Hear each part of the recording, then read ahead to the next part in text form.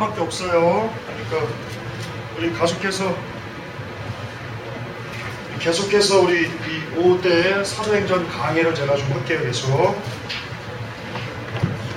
저 킹제임스로.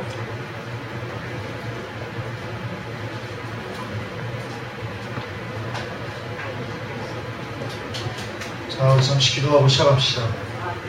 하나님, 이 사도행전에는 초대교회 성도들이 주님의 재림을 기다렸던 사람들이 어떻게 살았는지에 대한 내용이 나옵니다. 이 마지막 때 말세를 사는 우리들, 이 사도행전을 공부하는 이유가 있습니다. 마지막 때를 살아갔던 그 성도들처럼 우리도 그 본을 받아서 마지막 때를 살고자 함에 있습니다. 부디 공부할 때 성령이 각 사람 마음을 열어주셔서 이것을 듣는 것에 그치지 않고 이들처럼 우리도 살아낼 수 있는 그 삶이 우리의 것이 될 수 있도록 도와주시옵소서.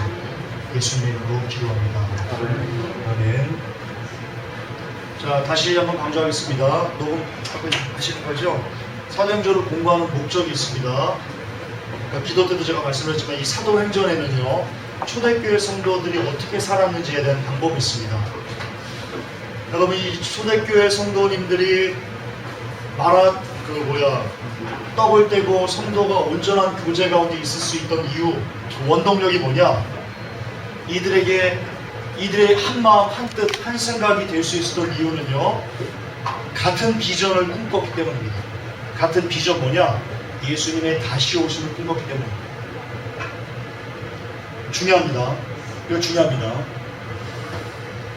예수님의 다시 오심을 꿈꾸지 못하는 성도는요, 그런 성도들은요, 온전히 성도와 성도 간에 하나가 될 수 없습니다. 자, 이유를 들어볼게요. 에녹이 있습니다.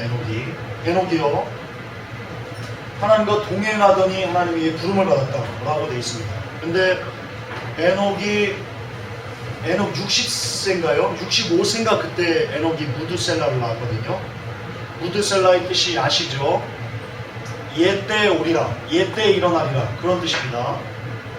근데 성경에 보면 에녹이 언제부터 하나님과 동행을 하기 시작했냐면 무드셀라를 낳고부터 하나님과 동행했습니다. 이것을 미루어 짐작할 수 있는 일이 있습니다. 무드셀라를 낳지 않았을 때는 죄송하지만 에녹이 하나님과 동행하지 않은 삶을 살았다 라는 얘기입니다. 왜냐하면 성경에 에녹이 무드셀라를 낳기 전에도 하나님과 동행했다면 성경에 이렇게 기록이 되어 있어야 됩니다. 에녹이 무드셀라를 낳을 때까지 하나님과 동행하더니 무드셀라를 낳은 후 계속해서 하나님과 동행하더라 라고 기록되어 있었어야 됩니다. 그런데 성경이 뭐라고 되어 있냐면 에녹이 무드셀라를 낳은 이후 300년 동안 하나님과 동행하더라 라고 되어 있습니다. 거기에 담겨있는 행간의 뜻은요, 에녹이 무드셀라를 낳았기 때문에 낳은 후부터 하나님과 동행했다라는 뜻과 같습니다. 자, 그러면 어떻게 해서 에녹은 하나님과 동행을 할 수 있었을까요? 쫓아 들어가야 됩니다. 이게 우리의 핵심입니다. 이게 성도가 될 수 있는 비밀입니다. 에녹은 하나님으로부터, 제가 한 2년 전에 여러분 이거 설계했던 겁니다. 2년 전에. 거의 제 초창기 설계인 겁니다. 에녹은 하나님으로부터 이제 이 세상에 심판이 올 것이다 라는 것을 들은 겁니다. 다시 말해서 마지막 때를 하나님으로부터 들은 겁니다. 그러자 에녹이 그냥 하나님과 동행하지 않고 그냥 많은 사람들처럼 그렇게 이난화하면서 이렇게 살았는지는 모르겠지만 어쨌든 그래도 좀 그거보다는 좀 경건하게 살았겠죠. 사울처럼 그래도 마음이 청결했겠죠. 그러니까 하나님께서 에녹을 부르셨겠죠. 어쨌든 그 삶을 잘 모르지만 결과적으로 에녹은 하나님과 동행하지 않다가 마지막 때에 이제 곧 심판이 올 거야, 이 땅에 심판이 올 거야 라는 메시지를 듣고 나서부터 정신을 차린 겁니다. 이거를 통해서 미루어 짐작할 수 있는 게 있습니다. 모든 사람들은, 이 땅에는 모든 사람들은 하나님의 심판이 이제 쏟아질 거야 라는 것을 정말로 믿지 못하면, 그것을 받아들이지 못하면 변화가 일어나기 힘들다.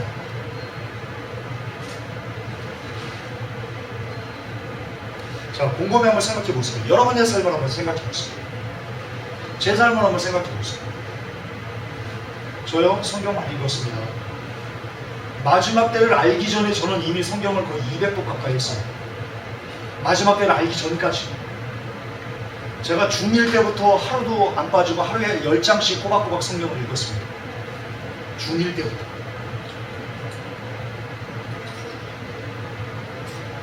저 거의 마음 다 됐습니다.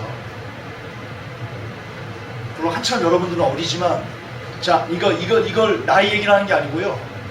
중1 때부터, 중1이면 몇 살이죠? 우리 14살. 그때부터 40 빼보세요. 거의 30년 가까이, 그죠? 거의 30년 가까이. 하루에 거의 하루도 안 빠지고 10장씩 읽었다고 보세요. 성경 많이 읽은 거예요. 저 마지막 때 안 거 고작 2년 정도밖에 안 돼요. 어떻게 알게 됐냐? 말씀드렸죠. 아시지만 저거 3월 11일 그거 일본 그 대신 터지고 나서 제가 감이 이상하다. 저는 그때 경제부 이쪽에서 일을 물론 보험회사하고 연결해서 하는 거지만 그 기사를 쓰면서 제가 있었습니다. 기자 일을 하고 있었을 때입니다. 저는 경제를 알고 있었습니다. 야, 일본 국채가 장난이 아닌데, 빚이 장난 아닌데, 일본 저렇게 자연징조 나가지고 수출길 막히고 방사능 때문에 막 야, 저거 완전 일본 끝나겠는데? 일본 끝나면 우리나라 경제 연동률이 심각하니까, 야, 우리나라도 위험한데, 경제? 그래서 이상해가지고 검색하다가 린지 윌리엄스 목사님을 알게 됐고, 린지 윌리엄스 목사님의 그 설교 중에 세계경제 붕괴를 제가 보거든요. 야, 이거 뭐야? 야, 끝났잖아. 세계경제가. 이래서 제가 마지막 때를 알게 됐습니다. 그 전까지 마지막 때를 몰랐습니다. 근데요, 물론 그 전에도, 마지막 때를 모르기 전에도 제가 이거 말씀 엄청 많이 듣고 걸어다니면서 듣고 번영신학이 잘못되고 그랬어요. 그러나 그럼에도 불구하고 제가 정말 본격적으로, 야, 내가 하나님 앞에 서기 위해서는 정말 이 부단히 노력해야 되겠구나 라고 언제 알게 됐냐면, 이제 마지막 때가 되겠다, 이제 하나님의 심판이 쏟아지겠다 라는 것을 알고부터 제 삶에 진짜 변화가 일어나기 시작했어요. 온전한 변화. 물론 지금도 김조사님도 지금은 온전히 변화되니 그런 얘기 하는 거 아닙니다. 제 마음 상태가, 제 중심 상태가 그렇게 변화됐다는 겁니다. 여러분은 어떻습니까? 여러분은 마지막 때를 알기 전에 여러분의 삶과 마지막 때를 안 이후에 여러분의 삶이 어떻습니까? 같습니까? 여러분이 마지막 때 이제 곧 하나님이 심판이 떨어질 거야 라는 것을 모르기 전에도 여러분들이 이렇게 하나님께 가까이 가려고 막 부단히 노력하고 죄를 끊어내려고 막 부단히 노력하고 이런 삶을 철저히 하나님께 살려고 하는 그 삶을 살았다. 손 한번 들어보십시오. 거의 없습니다. 거의 없습니다. 제가 이 마지막 때를 깨우는 사역을 하면서요, 제게 많은 메일, 많은 쪽지들이 옵니다. 욕도 많이 오고요, 병력들도 많이 옵니다. 지금은 욕은 거의 안 옵니다. 지금은 다 지쳐 다 떨어져 나갑니다. 저 창기에 욕 엄청 했는데 지금은 다 지쳐 떠들어요. 지금 욕 안 합니다. 지금 어떤 메일이 많이 오냐면요, 내가 변화됐어요. 내가 바뀌었어요. 뭐 때문에 바뀌었냐? 내가 마지막 때를 알고 바뀌었어요. 이런 메일들이 왔습니다. 우리 최재형 형제님도 그런 케이스인데요. 오늘 새로 오신. 근데 그래요. 실제예요, 실제. 인간이 그런 존재예요. 지금 내가 이제 내 생명이 끝나는구나. 야, 이제 내가 이제 마지막이 다 됐구나. 라는 것을 알기 전에는요, 하나님 앞에 서고자 하는 마음들이 없는 상태, 좀 덜 있는 상태, 그게 인간의 본질. 악해요. 그런데 마지막 때라는 것을 알고 이제 곧 하나님의 심판이 쏟아지고, 야, 이제 내 삶이 끝났네 라는 것을 자각하는 순간 인간은요, 이 죽음 이후의 세상을 바라보게 됩니다. 인간의 본질.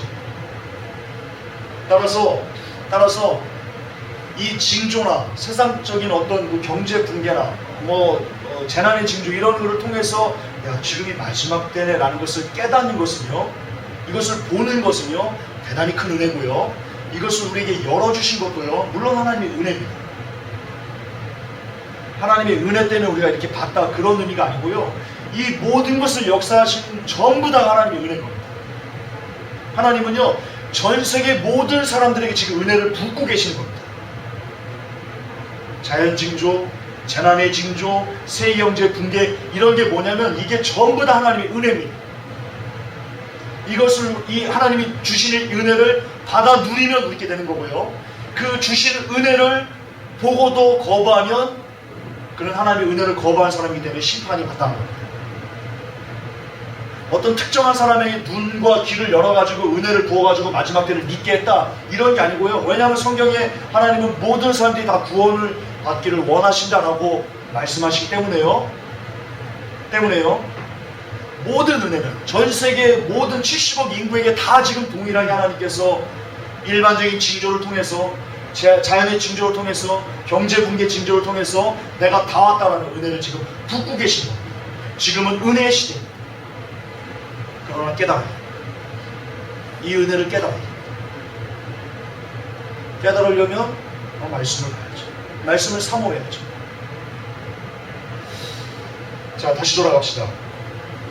왜 사도행전을 공부하는 그 서론에 앞서서 왜 김전사 마지막 때를 얘기하지? 아닙니다. 연결되어 있기 때문에. 자, 이거를 기억해 두세요. 사람은 마지막 때 그리고 심판을 모르면 결단코 변화되기 힘들다. 결단코 변화되기 문법적으로 안 맞는데요. 그냥 힘들다. 변화되기 힘들다. 결단코 빼고 변화되기 힘들다. 동의하시죠? 자, 그러면 바꿔 말합시다.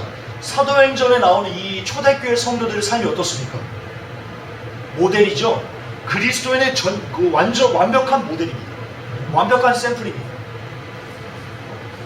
사도들의 모습도 그렇고요, 목회자의 모습도 그렇고요, 집사님들의 모습도 그렇고요, 성도들의 모습도 그렇고요. 그들의 삶만 우리가 그대로 쫓아가면 그러면 여러분이 천국 백성 될 수 있습니다. 왜냐면 이 초대교회 성도들은요 예수님을 이용해서 뭔가를 하려는 그런 간사함이 전혀 없는 그냥 예수로만 만족하고 예수로만 살고 예수로만 죽는 그런 사람들이기 때문입니다. 자, 그런데 똑같이 적용됩니다. 이 초대교회 성도들이 초대교회 성도가 될 수 있는 이유가 있습니다. 그냥 초대교회 성도님들이 그냥 초대교회 성도가 된 거라고 생각하십니까? 오산입니다. 큰 오산입니다.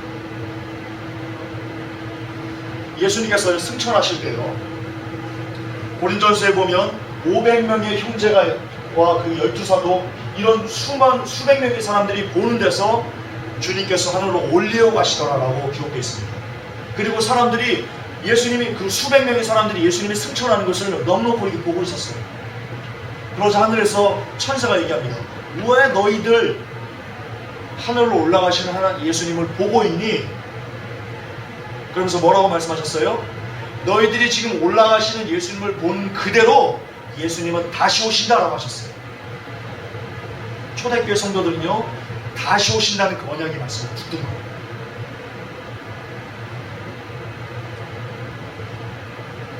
그리고 데살로니가 전서에 가면요 이 사도들이 하나님으로부터 말씀을 받아가지고 주님으로부터 말씀을 받아가지고 뭘 얘기했냐면요 주님이 다시 오실 때는 이 땅에 심판이 있다는 것을 강의했어요. 데살로니가 전서 보세요. 얼마나 그것을 강력하게 전했으면요 이들이 두려워했다고 성경은 기록하고 있습니다. 성도들이, 초대교회 성도들이 주님의 심판에 대해서 두려울 정도로 사도들이 완벽하게 전합니다. 그때 오면 뭐가 있고 뭐 불법이 뭐 있고 그랬던 거예요. 자, 다시 말해서 초대교회 성도님들은 예수님이 올라가시는 걸 봤어요. 그리고 천사를 통해서 그분이 다시 내려올 거다, 다시 재림하실 거다 라는 것을 받았어요. 그리고 예수님을 통해서 내가 다시 올 때는 그때 사람들이 환란 이전에도 창세 이전에도 창세 이후에도 엄청난 재난이 이 땅에 쏟아질 거다 라는 것도 같이 배웠어요. 다시 말해서 초대교회 성도들의 생각에는 예수님이 다시 오는 것은 곧 심판이겠구나 라는 것을 동시에 이들이 지식적으로 알고 있었다는 겁니다. 그리고 그것이 이 땅에 심판이 쏟아질 거야. 그래서 우리가 주님께 바로 쓰지 못하면, 주님께 붙잡힌 바 되지가 못하면 우리는 그 심판에 던져지고 우리는 멸망에 처할 수도 있어. 우리는 더욱더 주님께 붙어 있어야 돼 라는 사상들이 초대교회에 팽배했던 겁니다. 그리고 초대교회에 그렇게 팽배해서 오직 희망은 예수뿐이야, 오직 예수만이 우리의 생명 되셔 라는 것이 그들 각 사람 마음속에 충만하도록 이렇게 거했기 때문에, 서로서로 그런 마음이기 때문에, 그렇기 때문에 한 마음, 한 뜻, 한 영이 될 수 있었다는 겁니다. 그래서 우리가 이 성경에서 보는 초대교회의 그 엄청난 그 성령의 능력들, 그리고 아름다운 모습들이 이 땅에 펼쳐질 수 있었던 겁니다. 그러므로 초대교회 성도가 초대교회가 될 수 있는 그 핵심이 뭡니까? 바로 주의 재림입니다. 주님의 재림에 대한 지식이 없었으면 초대교회 성도는요, 결단코 초대교회 성도의 모습을 보일 수 없었습니다. 이건 100%입니다. 이것이 뜻하는 게 있습니다. 이 진리가 우리에게 오늘날 주는 아주 명쾌한 어떤 그 답이 있습니다. 우리도 마찬가지라는 겁니다. 우리 회복교회도 마찬가지라는 겁니다.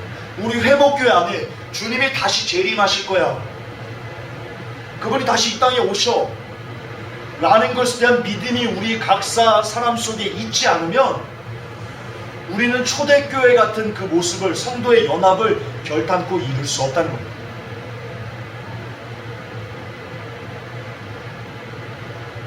따라서 많은 교회가 있습니다. 많은 교회가 성도와 성도끼리 불화합니다. 아시죠?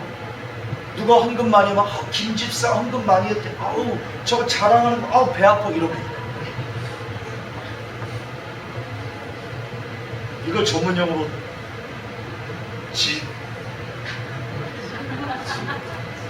지으라고 합니다. 지으. 나는 지랄이라고 안 했습니다. 지으라고 했습니다. 예, 성도와 성도끼리 그렇게 시상하는 건요, 지으하는 거예요. 지으. 근데 왜 그러냐? 그럴 수밖에 없습니다. 그럴 수밖에 없습니다. 그들 마음속에 주의 재림이 심겨져 있지는 않은 성도들은요, 죄송하지만 한 마음이 될 수 없습니다. 성경적으로 그렇습니다. 여러분, 성도의 교제는요, 죄송하지만 여러분들끼리 모여가지고 그 영화관 가고 같이 밥 먹고 같이 만나서 커피 마시면서 입하고 하고, 그게 교제가 아닙니다. 사람은요, 영적인 동물이에요. 사람은 영이 있단 말입니다. 영이 교제가 돼요. 영이 하나가 돼야지 온전한 교제가 일어납니다. 따라서 성도의 교제는요, 그 상대방의 성도를 위해서 기도해주고 서로 말씀 안에서 하나가 되고, 우리가 지금 하는 거 있죠. 회복교회 성도님들이 지금 이렇게 서로서로 하는 거 있죠. 서로 말씀을 잘 보는지 서로 권면해주고 확인해주고 기도 생활을 하는지 잘 해주고, 이거 여러분, 이게 이 성도의 어떤 교제보다도 아름답고, 성도의 어떤 교제보다도 훌륭하고, 성도의 그 어떤 교제보다도 정말 퍼펙트한, 하나님이 굉장히 좋아하시는 그런 영적 교제라는 것을 아셔야 됩니다. 오늘날 교회들은요, 이런 교제를 해요. 그러면요, 성도끼리 싸우라고 말할 필요도 없습니다. 다시 돌아갑시다. 아주 중요한 개념이니까요. 자, 이 많은 교회 중에, 이 한국교회 많은 교회가 있는데요, 이거 비판하는 게 아니고 팩트로 여러분께 말씀드리는 겁니다.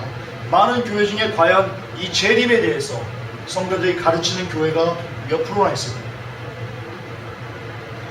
재림에 대해서, 주님 다 오셨는데 이 자 오신 거에 대해서 가르치지 않는 교회는요, 죄송하지만 결단코 초대교회의 모습을 가질 수 없습니다. 그분이 아무리 학식적으로 뛰어난 목사님, 아무리 목회를 오래 한 목사님, 아무리 유명한 목사님이라 할지라도 그 교회 성도들에게 지금 다 오신 사인들을 보면서도 주님이 다 오셔서 나는 재림의 어떤 것들, 그리고 성도들에게 재림의 신앙을 가르쳐 주려고 이렇게 애쓰지 않는, 그리고 그런 메시지가 하나도 선포되지 않는 교회는요, 죄송하지만 절대로, 제가 장담합니다, 절대로 100% 어떤 교회를 막론하고 초대교회가 될 수 없습니다. 왜냐하면 초대교회의 핵심은 초대교회가 초대교회 될 수 있는 그 이유는 재림신앙이 있기 때문입니다. 초대교회 성도들에게 주님이 다시 오실 거야 라는 신앙이 빠졌으면요, 그들은 초대교회가 될 수 없었습니다.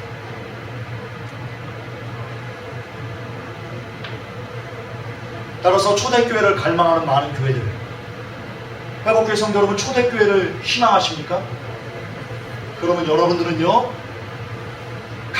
여러분들 각자가 재림신앙으로 무장하셔야 됩니다. 이제 곧 주님이 오실 거예요.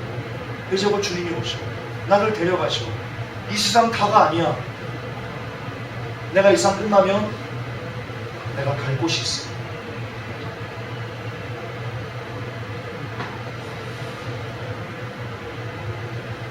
그럴 때, 그 마음을 품고 주님을 기다릴 때, 모든 성도들이 그런 마음으로 한 마음이 될 때, 한 뜻이 될 때,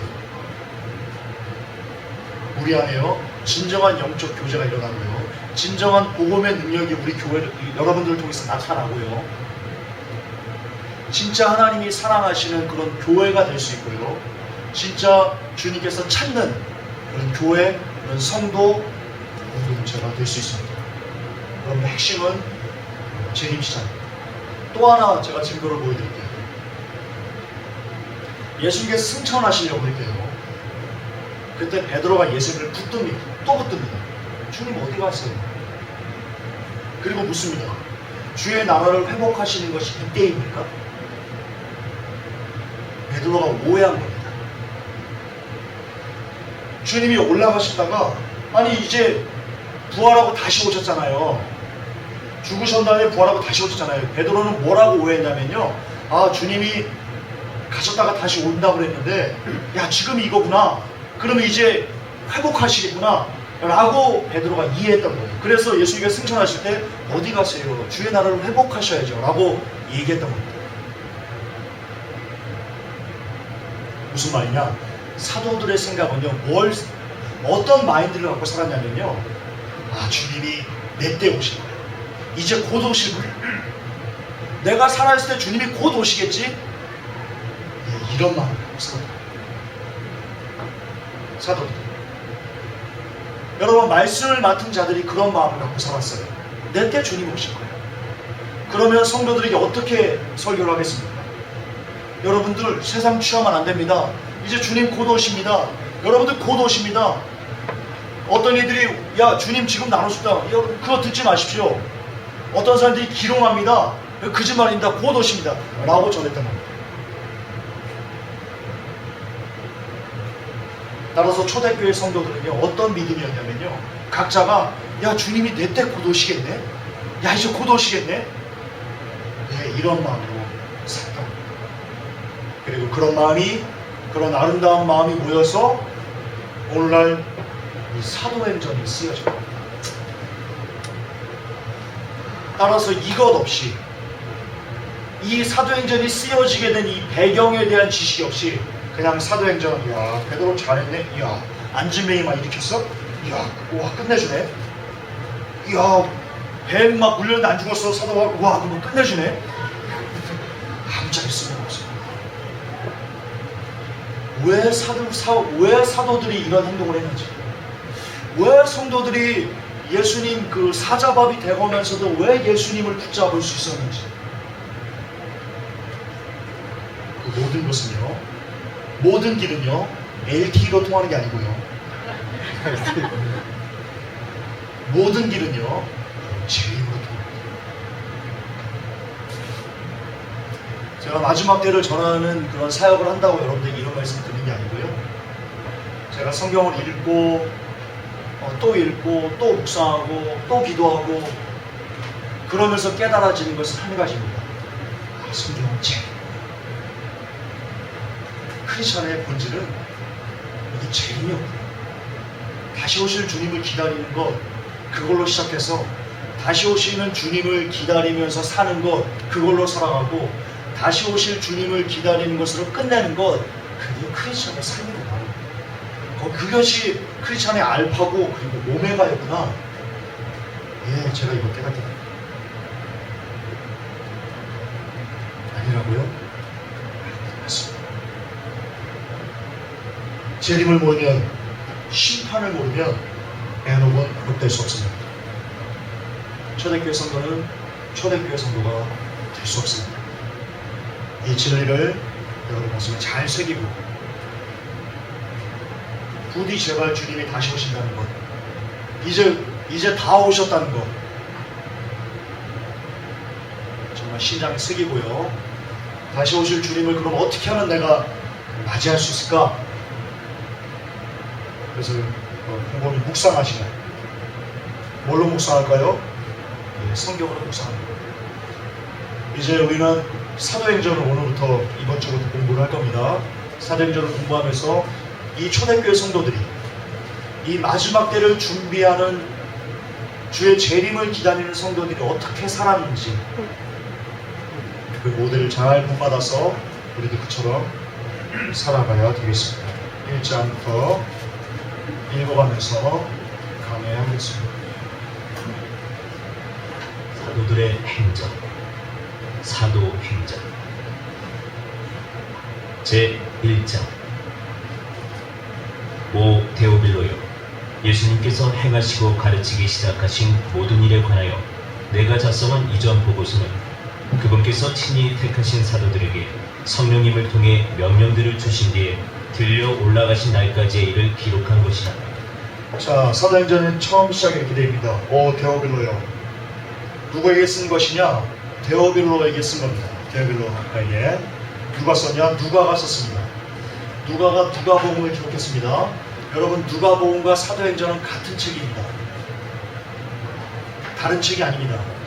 누가복음이 어떤 누구의 데오빌로에게 예수님께서 행하신 것, 예수님께서 가르치신 것, 그것을 시작한 그 모든 일에 대해서 작성한 보고서가 누가복음입니다.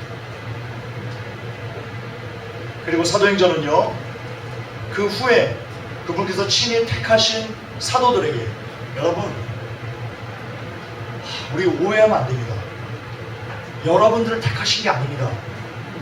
예수님께서 친히 사도들을 택하시는 사도들. 말씀드렸습니다. 여러분, 사명 예정은 있습니다. 그러나 구원 예정은 없습니다.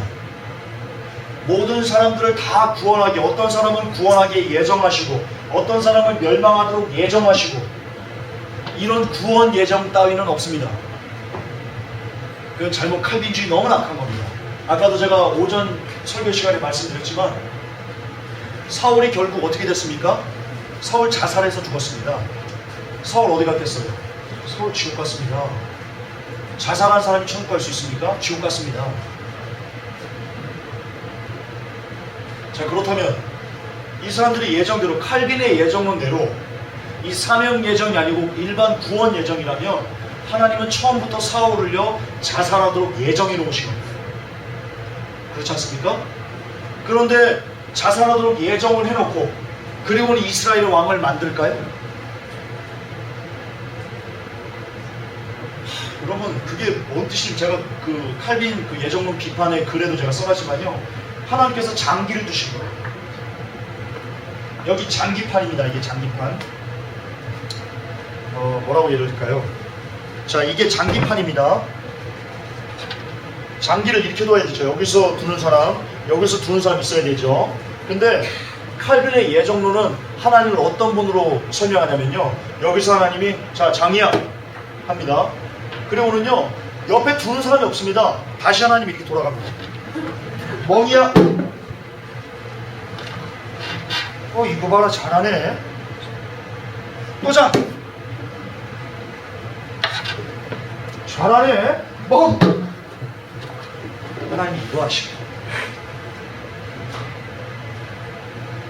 죄송하지만 칼빈주의는요, 하나님을 진짜 우스운 사람으로 전락시키는 거예요. 쓰레기입니다. 누가 저보고 자꾸 쓰레기라고 하지마, 욕하지마 라고 해도요, 저는 이것만은 양보하지 않습니다. 칼빈주의는 쓰레기입니다. 오랜만에 합시다. 개쓰레기입니다. 칼빈주의만큼은 개쓰레기입니다. 양보 안 합니다. 할 수 없습니다.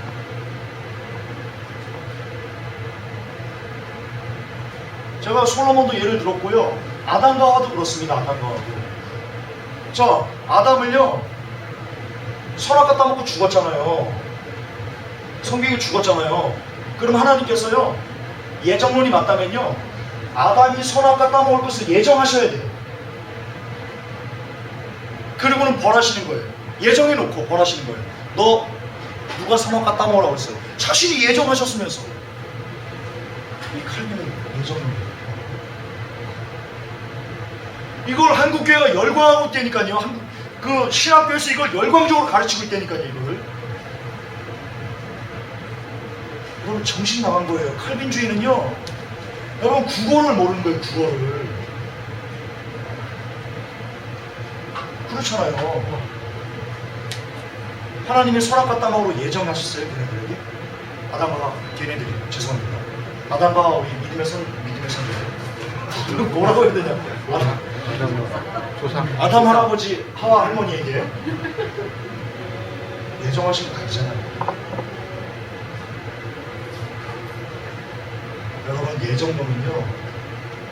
칼빈의 예정론은요. 정말 악하니까. 그러나 사명 예정은 있어요. 사도 바울이 이렇게 얘기합니다. 에레미야도 이렇게 얘기합니다. 하나님께서 태중의 나를 지으셨다. 태중의 나를 아셨다. 그리고 모태에서부터 나를 지으시고 모태에서부터 나를 선택하신 이가라고 나옵니다. 여러분 그거는 사명 예정을 얘기하는 겁니다. 사명 예정. 지금처럼 예수님께서요. 그분께서 친히 택하신 사도들 예 택하셨어요. 사도들. 성경에 보면요. 내 양을 내가 안다라고 합니다. 그리고 목자를 치니 내 양이 넘어진다. 내 양은 하나도 잃어버리지 않고 다만 멸망의 자식뿐이니 라고 나옵니다. 여러분 거기서 나오는 내 양은요. 사도들 얘기합니다. 예수님의 양, 사도들 얘기. 지금처럼 이렇게 친히 택하신 사도들 얘기합니다. 저는 그렇게 해석합니다. 나중에 그때 다시 가서 제가 한번 풀어드릴게요. 어쨌든 여기서 중요한 건 사도행전 1장 2절에서 1장 1절 2절에서 핵심을 잡고 넘어가야 됩니다. 이 사도행전은 누가복음과 같은 책이다. 같은 책이다. 수제가 데오벨로고 사명 예정이 있다. 구원 예정은 아니고요. 사명 예정은 존재한다. 라는 것을 그리고 다음 페이지로 넘어갑시다. 그분께서 초난을 받으신 뒤에 또한 자신이 살아계심을 절대 확실한 많은 증거들로 그들에게 보여주시고 40일 동안 그들에게 보이시며 하나님의 왕국에 관한 것들을 말씀하시고. 자, 아멘.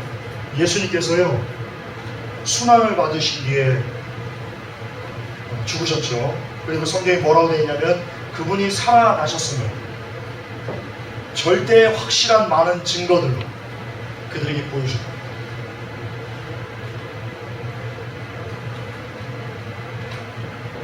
주님이 다시 부활하셨음을 그리고 살아계심을 세세토록 살아계시는 하나님이시라는 것을 절대 확실한 많은 증거들로.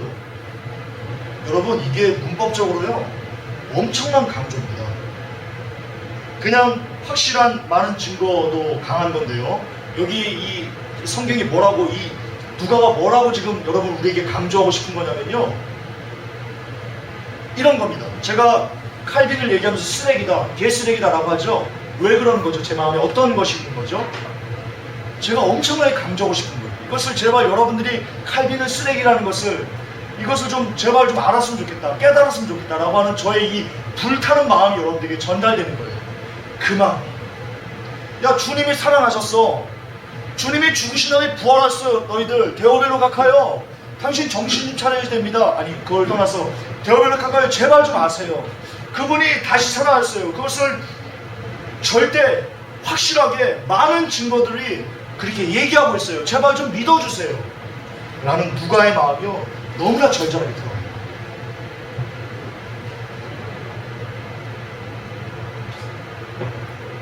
여러분에게 이런 마음이 있습니까? 다른 사람들에게 전할 때 예수님, 야 예수님 신 아니야. 야 예수님 진짜 살아나셨어. 역사적이요. 예수님 진짜 물이 거려졌어. 진짜야. 500여 기적 일으켰고 죽은 지 3일 만에 살아나셨고 나 정말 예수님 진짜야 라는 예수님의 살아계심을 정말로 강력히 전하고 싶은 그 마음, 여러분 이 사도행전을 읽으면서 그 마음을 여러분 가지셔야 됩니다. 느끼셔야 됩니다. 주님이 부활하셨어요. 주님이 살아계시고 사도행전을 시작하면서 초대교회를 열기를 시작하면서 이 사도행전이 초대교회가 열리는 시작이죠. 뭘부터 시작합니까? 예수님의 확실한 살아계심부터 시작합니다.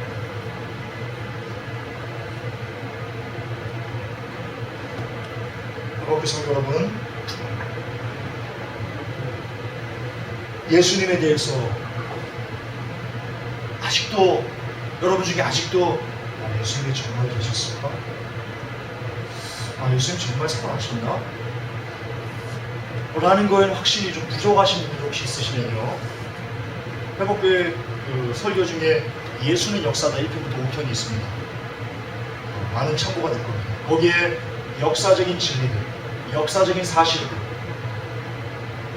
예수님이 역사라는 움직일 수 없는 많은 증거들이 여기에 기록되어 있습니다. 그걸 통해서 제발 여러분의 신앙의 뿌리를 예수님이 살아나셨어요. 그분이 세세토록 영원히 살아계신 하나님이셔. 그분이 우리의 주인이셔. 영혼의 주인이셔. 죽으면 그분 만날 수 있어. 라는 믿음이 확고해지기를 예수님으로 부탁합니다. 여러분 그렇게 되면 어떤 우리 박나라 형제 어디 갔어요? 그래요? 이거 되게 중요한데.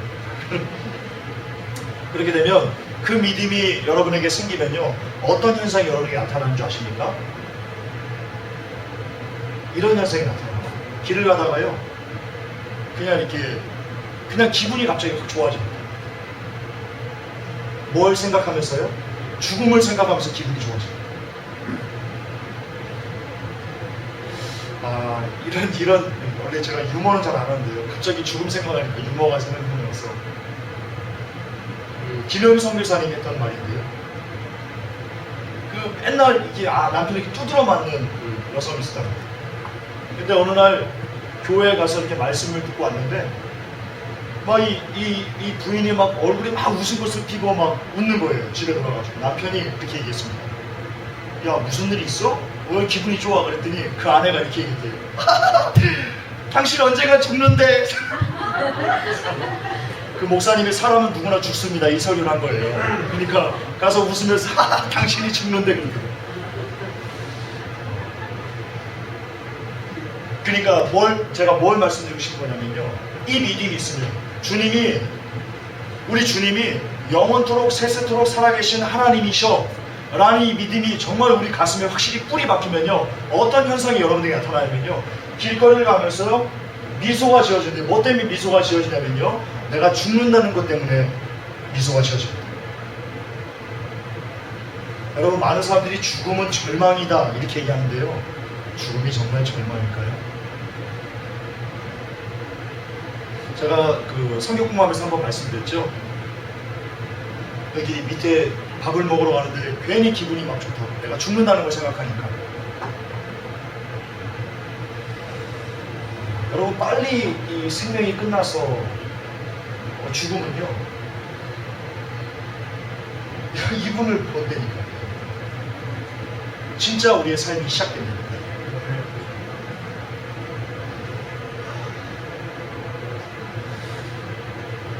죄송하지만 저는 여러분들이 빨리 죽기를 원했으면 좋겠어요. 빨리 삶이 좀 끝났으면 좋겠어요.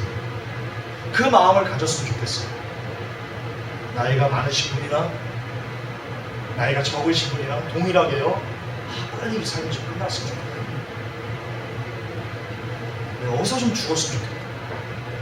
이 마음을 여러분들이 가졌으면 좋겠어요. 그게 사도 바울이 그랬어요. 내가 빨리 육신의 장막을 벗고 하나님 나라에 좀 갔으면 좋겠다. 내가 빨리 좀 죽었으면 좋겠다. 그 뜻입니다. 사도 바울이 3층천을 갔다 왔죠. 사도 바울이 본 겁니다. 3층천에 가서 그것이 얼마나 좋은지를 사도 바울이 보고 온 겁니다. 그러니까 그걸 보고 오니까 이 땅에 미련이 없는 겁니다. 아무런 소망이 없는, 거기와 여기를 비교해서 보니까요, 이 땅은 아무런 소망이 없는 겁니다. 그냥 씻다 버리는 것만도 못하는 겁니다. 이 세상. 사도 바울. 그럼 믿음은요, 보지 못하는 것들의 증거, 바라는 것들의 실상이라고 했습니다. 여러분들에게 정말 하나님 나라에 대한 믿음이 있는가 없는가는요, 여러분들이 이 시간 죽음을 생각했을 때 두렵다? 죄송하지만 여러분의 믿음이 있는지 없는지 확인하셔야 됩니다. 내가 죽음을 생각하고 언제가 내가 죽지? 야, 언제가 내가 죽지? 지금 이제 얼마 안 남았는데, 정상적으로 살아도 이제 몇십 년이면 이제 죽는데, 남자 나이 평균 70이니까요. 야, 이제 조금만 있으면 죽는데, 이런 생각을 했을 때 얼굴에 미소가 그려진다. 죄송하지만 그분은 하나님이 데려가신 겁니다. 없습니다. 확률입니다. 반드시 딱 데려가, 그거 아닙니다. 야, 나 미소 그려지는데 하나님 나 데려가시는데, 그러면 안 됩니다. 확률입니다. 확률. 근데 죽음을 생각했을 때 막 두렵고, 막 떨리고, 막 절망적인 것 같고, 희망이 앞에 사라진 것 같고, 이러면 죄송하지만 여러분들이 진짜 이 성경을 믿는지, 하나님 나라를 믿고 있는지에 대해서 스스로를 점검해 보셔야 돼요. 진짜입니다. 스스로를 점검해 보셔야 돼요.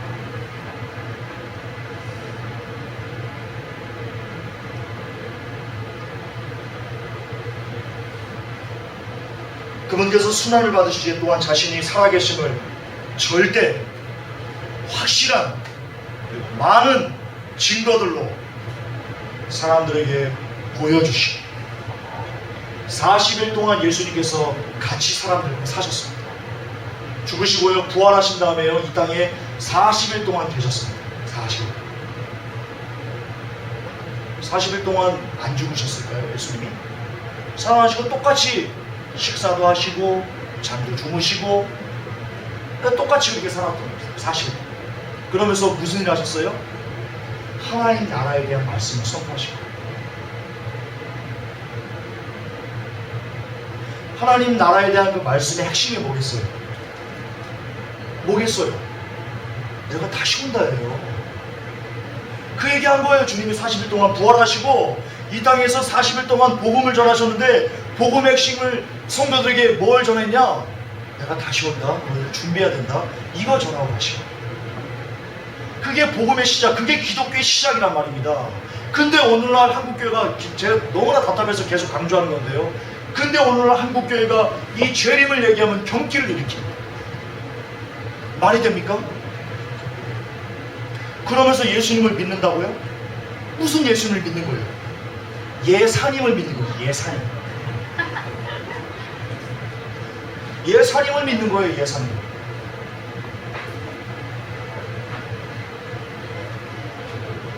그렇죠.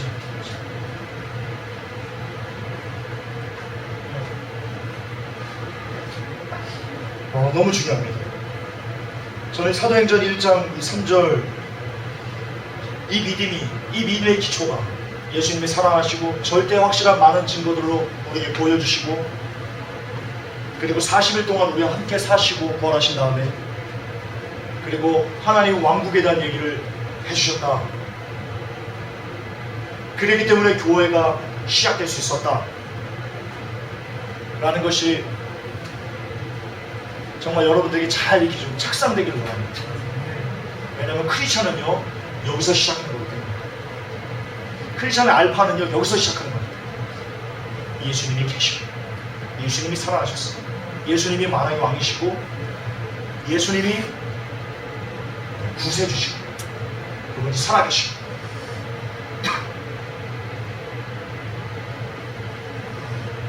이것만 되면 성경의 많은 내용들이 풀리고, 이해되지 않은 것들이 이해되고요, 열려집니다. 우리 오늘 돌아가셔서도 이 사도행전을 또 묵상하실 때 이것을 계속해서 묵상해 보십시오. 그냥 묵상하지 마세요. 예수님이 살아나셔서 어떻게 전했을까? 사람들하고 어느 날은 예수님이 그런 묵상 저 종종 합니다. 여러분도 하셔야 됩니다. 야 40일 동안 살아계시면서 어떻게 말씀 전했을까? 야, 이렇게 강당에 이렇게 사람들 모아놓고 얘들아 일로 와봐라 라고 이렇게 전하시겠지? 길을 가면서도 예수님 길을 가면서도 잘 말씀하셨거든요. 길을 가면서도 제자들이 따로 있으면 야 얘들아 하나님 나라 있잖아 이런 나라인데 내가 이렇게 한다 라고도 전하셨겠지? 야 40일 동안 계시면서 베드로야 생선 좀 잡아봐라 생선 좀 구워 먹게 안 그러셨을까요? 그러셨을 겁니다. 그러면 야, 드시면서 야 참 맛있다 하면서 웃기도 하셨겠죠. 예수님이 예수님 마음이 얼마나 따뜻합니까? 어린아이들 오면 이렇게 어린아이들 안고 안수해주고 같이 웃으시고 그러시잖아요. 그래서 밥 먹으면서 맛있는 거 드시면서 야 잘 구웠네 야 베드로 참 맛있다 야 너 음식 솜씨 좋네 야 배다니 마리아는 안 만났겠어요? 향유를 붓고 그런 날 만났겠죠. 40일 동안 찾아왔겠죠. 배다니 마리아가 음식 안에서 예수님께 안 바쳤겠어요? 음식 맛있게 해서 바쳤겠죠. 그럼 예수님 먹으면서 칭찬 안 했겠어요? 그냥 먹었을까요? 자 치워라. 예수님 그러셨을까요? 이거 아시죠? 보면서 예수님 작은 것도 소중히 여기시는 분이기 때문에요. 사람들의 마음에 작은 것도 터치하시는 분이기 때문에요. 먹으면서 야 마리아 야 내가 죽었을 때보다 부활했을 때 더 맛있게 하는 것 같다 야 최고인데 하면서 엄지손가락들 이렇게 좀 찍으세요. 예 그렇습니다. 40일 동안 그렇게 사신 겁니다. 유대인들과 같이 사신 겁니다. 그걸 믿으셔야 됩니다. 이 보지 못하는 것을 믿음으로 믿으셔야 됩니다. 이것이 바로 바라는 것들 실상이고 보지 못하는 것들의 증거입니다. 그리고 보지 않고 예수님께서 40일 동안 이렇게 유대인과 같이 살면서 그렇게 걸으셨고 같이 식사하시고 얘기 나누시고 하나님 나라의 왕국을 선포하셨다는 것을 우리가 보지는 못했습니다. 그러나 성경은 보지 못하는 것을 믿는 것이 복되다라고 하십니다. 오히려 보고 믿는 것보다 더욱더 복되다고 하십니다. 이 시간 이 믿음이 여러분들 있기를 축복합니다. 예, 이 믿음이 있기를 축복합니다. 그러면 크리스찬의 길을 시작할 수 있습니다. 너무나 소중한 믿음이 우리에게 주어지기를 축복합니다. 계속 봅시다. 그들과 함께 모이사 그들이 예루살렘을 떠나지 말고 아버지의 약속하신 것을 기다리라고 그들에게 명령하셨느니라.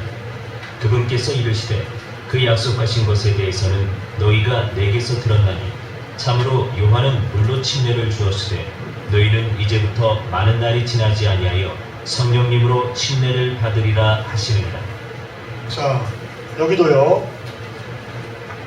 마가의 다락방 오순절날 성령이 이미 임하실 거야 라는 것을 누가 하셨다고요?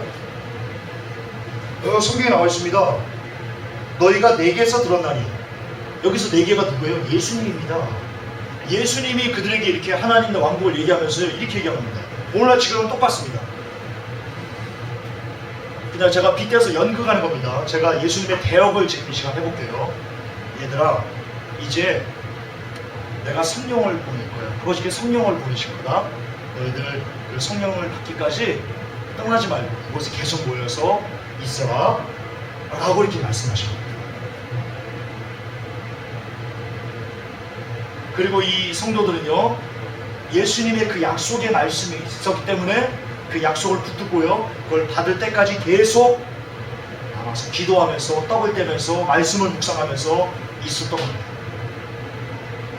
자, 마가의 다락방에 성령님이 언제 임했는지는 모릅니다. 예수님께서 말씀을 하시고 언제 그것이 임했는지는 잘 모릅니다. 그러나 임하기까지 시간이 텀이 있었을 겁니다. 그때 그들이 뭐 하고 있었을까요? 성령 받는 비결입니다. 자, 오늘날 우리는 이렇게 얘기합니다. 내가 잘 믿지 않아도 그냥 예정되어 있으면 어느 순간 하나님께서 성령을 보내셔가지고 그 사람을 완전히 뒤집어가지고 그 사람이 예수님을 믿게 하고 예수님을 구주라고 고백하게 한다. 이게 칼빈주의 영향인데요. 이렇게 우리는 배웠습니다. 성령이 아니고서는 성령이 그 마음을 열지 않고는 우리가 주님께 기도할 수도 없고 주님을 믿을 수도 없고 뭐 그렇게 얘기합니다. 그렇게 배워왔죠 여러분들. 그러나 오늘 이렇게 얘기합니다. 아니 그 시간 동안 뒤에 나오지만요.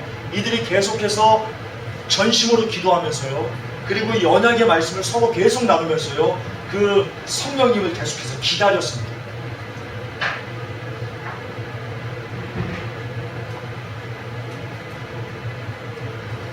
여러분, 그 성도 여러분, 성령님을 받으셔야 됩니다. 우리 중에는요, 성령님을 받지 못하고 신앙생활하는 분들이 있습니다. 누가 그러는지 모릅니다. 성령님 없이도요, 얼마든지 교회에 와서 눈물 콧물 흘리면서 기도할 수 있습니다. 말씀 줄줄줄 외울 수 있습니다. 그건 하나님께서 인간에게 주신 능력이라고 저는 생각합니다. 그러나 성령님을 받을 때 그에게 진짜 완전히 뒤집어진 거듭난 본 어게인이 그에게 임할 겁니다.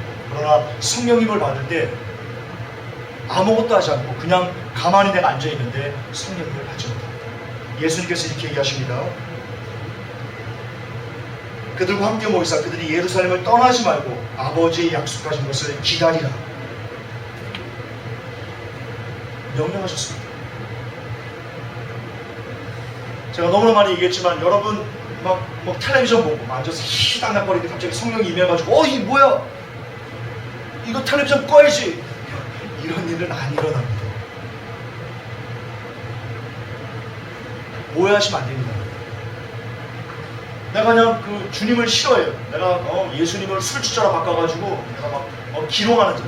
근데 길을 걸어가는데 갑자기 내게 성령이 탁 임해가지고 예수가 메시아였네. 예수님이 메시아였어. 이런 일은 일어나지 않습니다. 일어나지 않습니다. 여러분 성령을 받고 성령님을 기다려야 됩니다. 소망해야 됩니다. 말씀에 입각해서 주님 내게도 성령님을 주시옵소서 라고 여러분들이 기도하셔야 됩니다. 말씀 보셔야 됩니다. 사모하셔야 됩니다. 갈망하셔야 됩니다. 원하셔야 됩니다. 그래야 받을 수 있습니다. 성령님은 그래야 받을 수 있습니다. 우리가 너무나 한국교회에서 너무나 잘못 가르쳤어요. 정말 너무나 잘못 가르쳤어요. 복음을 진짜 완전 죄송합니다. 완전 다 왜곡시켜가지고 하나도 성경에 맞는 게 거의 없어요. 죄송하지만 왜 제가 얘기하냐? 제 직업이 뭐였어요? 그냥 신문기자 아니에요. 교계 신문기자였어요. 교계 신문기자 5년 동안 제가 얼마나 많은 유명한 목사님들 설교를 들어왔어요. 근데 다 그렇게 얘기해요. 다 그렇게. 왜 그래요? 칼빈주의 때문에. 칼빈주의. 그들도 칼빈주의의 피해자예요. 목사님. 성령님을 여러분들이 기다리셔야 돼요. 기다리는 게 뭐예요? 여러분 기다림이 뭐예요? 자, 두 연인이 있어요. 연인이요 멀리 떨어져 있다고 칩시다. 어떤 연인은 서울에 살고 어떤 연인은 부산에 살아요. 각자 일이 있으니까요 일주일 동안 떨어져 있다가 하루 만나요. 그리고 또 이제 각자 일이 있으니까 또 헤어져요. 그러면 그 일주일 동안 서로를 다시 만날 날을 기다려요. 기다리면서 그러면 그 서로 만날 그 기다림이 뭐예요? 사모, 보고 싶은 마음, 만나고 싶은 마음. 무슨 말이냐? 기다림은 곧 사랑. 예수님께서 이렇게 말씀하신 거예요. 너희들 예루살렘을 떠나지 말고 아버지의 약속하신 것을 사모하라. 이렇게 말씀하신 거예요. 이해가 되십니까? 그냥 기다리라는 게 아니에요. 사모하라는 거예요, 여러분. 그 본 뜻이 그거예요. 여러분, 사모하는 게 뭐예요? 사모하면 어떻게 돼요? 그것을 얻기 위해서 막 애쓰지 않아요? 내가 어떤 사모하는 여자가 있다고 칩시다.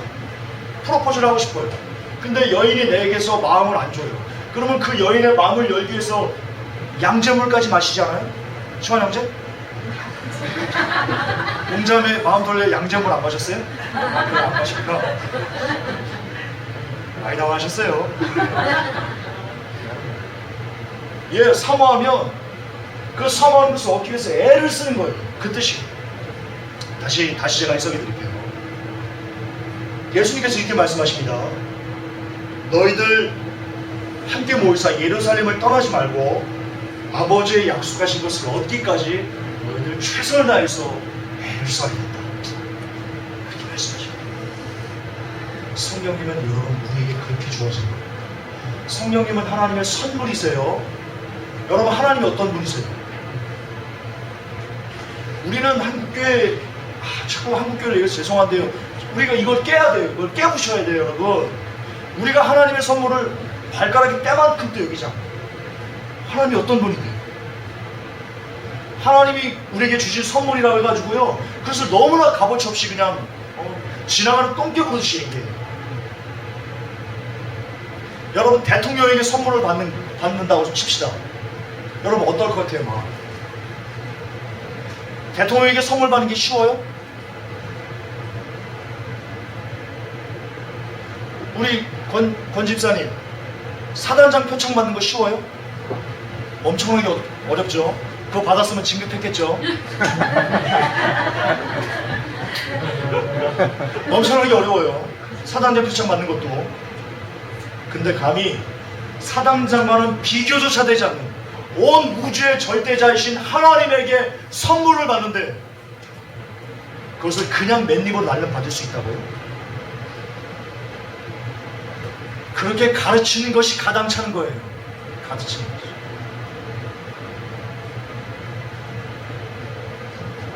인간이 하나님에게 선물을 받는 것은요, 인간이 받을 수 있는 것 중에 가장 위대한, 가장 소중한, 가장 값어치 있는 우리의 목숨과도 바꿀 수 없는 것, 그것이 하나님의 선물입니다.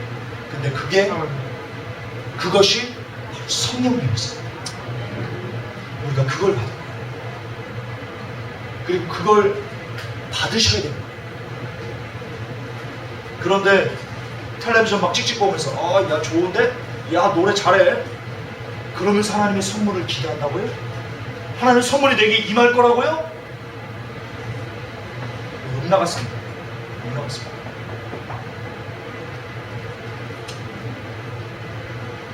우리가 얼마나 하나님께 지금 설만히 하나님을 대하고 있는지, 얼마나 하나님을 지나가는 똥개부르듯이 부르고 있는지 우리 인간 나무래기들은 철저하게 회개해야 됩니다. 정말 눈물 콧물 쏙 빠지게 회개해야 됩니다. 성령님은 그렇게 주어지는 겁니다. 하나님의 선물은 우리가 그렇게 값어치 없이 그렇게 똥으로 여기듯이 취급할 성질의 딸입니다.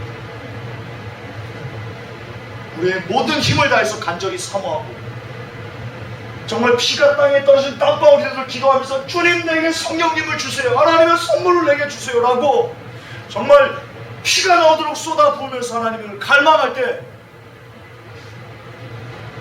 여러분 그때 하나님의 성령님을 받을 수 있을 것입니다. 그리고 성경은 그렇게 증명하고 있습니다. 사도행전에 증명하고 있습니다. 저희들이 기도하기에 힘쓰니라. 제가 나중에 힘쓰니라 제가 갖다 보여드릴게요. 얼마나 이들이 성령님을 약속하신 성령님을 받기 위해서 이들이 얼마나 힘을 뺐는지, 얼마나 땀을 쏟았는지 제가 증거를 보여드릴게요. 그런데 우리의 삶은 말씀도 보지 않고 하루에 말씀 10장도 보지 않고 하루에 1시간도 기도하지 않으면서 그러면서 우리가 하나님의 성령님을 받았다고? 구원받았다고?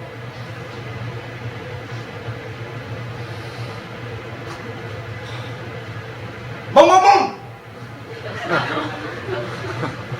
멍!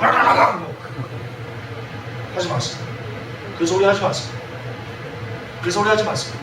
여러분의 삶이 쓰레기인데 성령님 받았다고요? 멍멍멍! 하지 마세요. 그 표현이 이상하잖아요. 그렇잖아요. 그러니까 여기서는 그게 싹 들어가야 된다니까. 지금 어떻게 우리 멍멍 소리예요. 제가 행위구원 얘기하는 건 초대교회 성도들 그 일을 했어요. 초대교회 성도들이 성령님 그렇게 받았어요.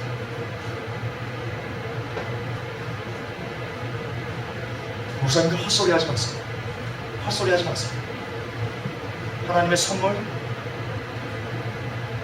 우습게 여기지 마세요.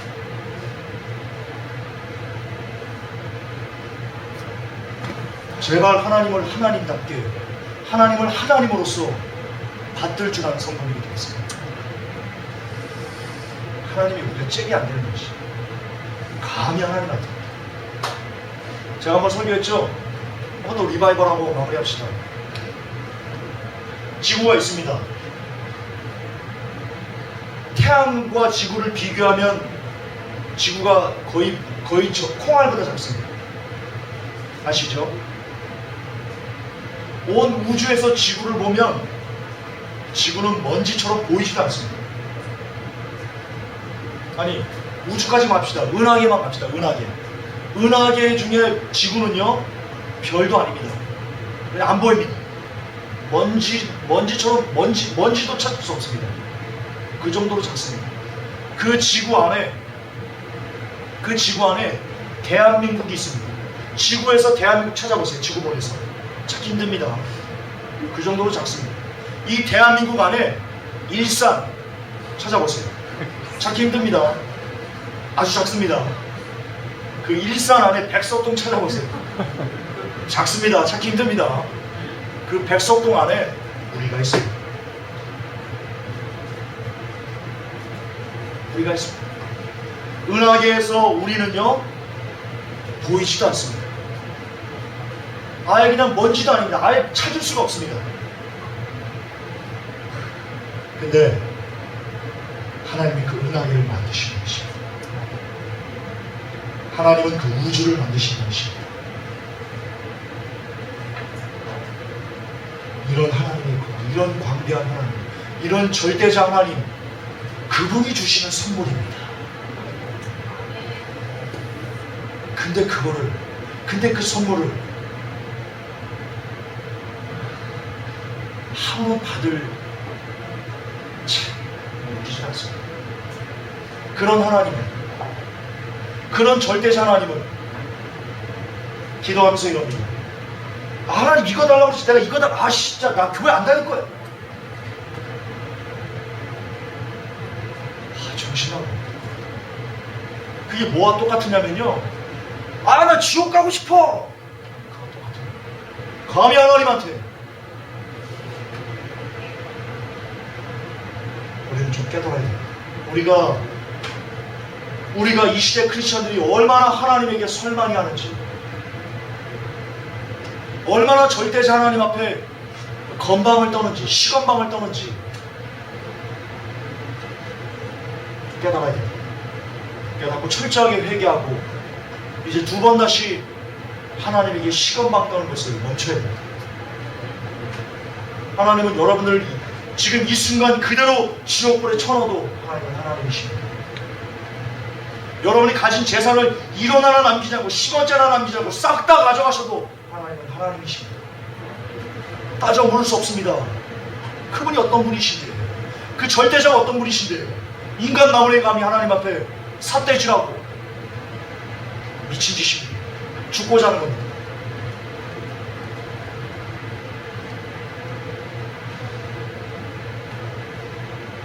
다시 한번 강조합시다.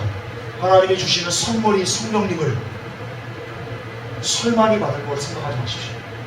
하나님의 선물을 아무리 값없이 주는 선물이라고 할지라도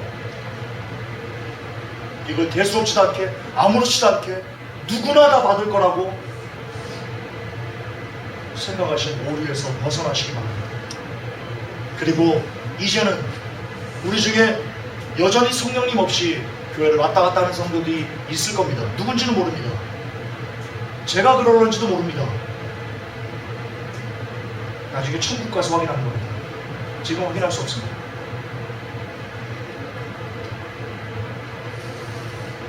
그러면 늘 이 하나님의 선물이 성령님을 정말 최선을 다해서 땀이 땅에 떨어지는 핏방울처럼 되도록 여러분 구하시고 간구하시고 늘 내 곁에 있어 달라고 매달리시고, 그래서 하나님의 선물을 하나님께서 주시는 선물답게 소중하게 귀하게 아름답게 지키고 가꾸고 보존하고 갈망할 수 있는 그런 복된 회복의 성도 되시기를 예수의 이름으로 축복합니다. 하나님, 사도행전을 공부합니다. 이 사도행전이 우리를 어떻게 바꿔낼 줄을 하나님 모르겠습니다. 순간순간 되어질 때마다 우리 주 성령님께서 친히 인도해 주시고 이끌어 주시고 각 사람 마음에 말씀 들을 때 성령님을 허락해 주시고 우리가 더욱더 성령님을 간절히 사모하여서 성령님을 우리 안에 모실 수 있도록 하나님 도와 주시옵소서. 예수님 이름으로 기도합나이다. 하나만 더 하겠습니다. 요거는 꺼셔야 되고요.